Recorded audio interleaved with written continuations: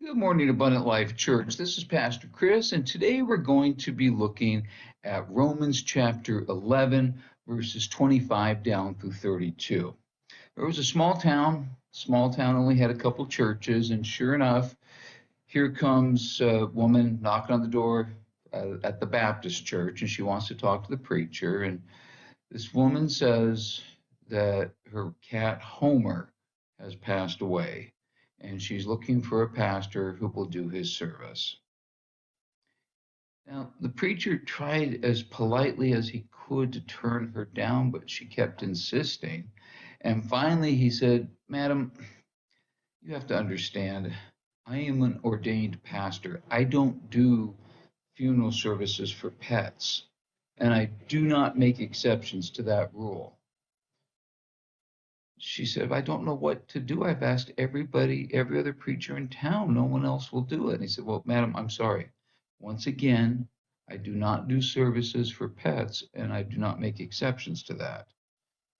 And she just kept going on and on. Finally, she said, "I was going to give $10,000 to whatever pastor performed Homer's service." The preacher looked at her and said, "Madam, why didn't you tell me that Homer was a Baptist cat?" Today's passage pretty much wraps up the whole section on what do we do about the Jews who have not come to Jesus. We've said no exceptions. You have to come through Jesus. Here's the thing. Anytime you hear somebody say no exceptions, you can almost always guarantee there will be exceptions to the rule. And it sounds in this passage like Paul is saying that there is one tiny exception. No one's going to be saved simply because of their heritage. That is, you don't get into heaven because you're a Jew. There's no exceptions. But now it almost feels like he's saying, well, yeah, Jews will get in because, after all, they're the chosen people. How is this possible? And what does Paul mean by it? And will Jews be saved because they're Jews, or won't they? Can somebody get to heaven without coming through Jesus? Let's go ahead, first of all, and look at verse 25, if I can get my phone to not turn off. Here we go. "I do not want you to be ignorant of this mystery, brothers and sisters, so that you may not be conceited. Israel has experienced a hardening in part until the full number of Gentiles come in." He's always been pretty clear about this, saying that God will still let his chosen people, the Jews, in. In fact, he comes right here and he seems to say all Israel is going to be saved. So apparently you can get in just because you're a Jew. Okay, I guess if you're born into the right family, you don't need to have Jesus to be saved. Let's read 25 again. "I do not want you to be ignorant of this mystery, brothers and sisters, so that you may not be conceited. Israel has experienced a hardening in part until the full number of the Gentiles has come in." So apparently, after all the Gentiles get a chance to hear, Israel is going to come in. Israel will be saved. But hadn't Paul said that Israel was taken out of the tree?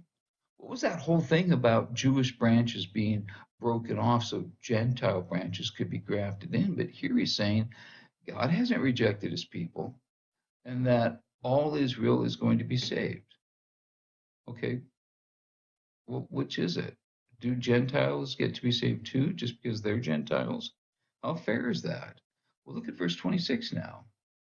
If you have a phone that doesn't turn off every 10 seconds when you're not paying constant attention to it, let me know.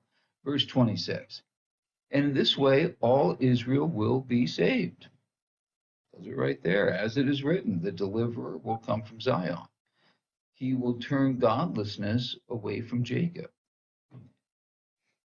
What does Paul mean here? All Israel will be saved. To answer that, we first have to eliminate what it can't mean. He can't mean that all of the Jews are saved simply because they're Jews. If that were the case, it would mean there were another way to salvation other than through Jesus. Now, sheer logic tells us that can't possibly be the case. So Paul has to mean something else. But again, up to this point, hadn't Paul been saying that no one is going to be saved just because of their heritage? If the Jews have turned their back on Jesus, then you can't get to God without Jesus. And that means that these Jews wouldn't be saved. But Paul says all Israel will be saved. Huh? Which one do you mean, Paul? I played a lot of sports in high school. I wasn't good at any of them.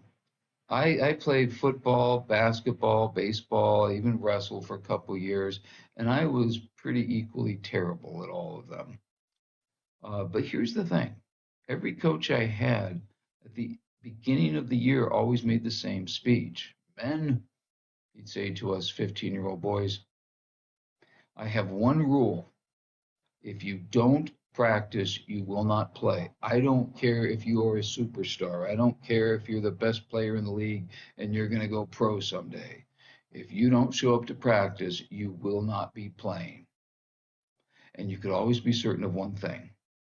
The best players would skip practice and still get to play. Always. I feel like that when I read this passage. Paul, you've said that without Jesus, we're not saved.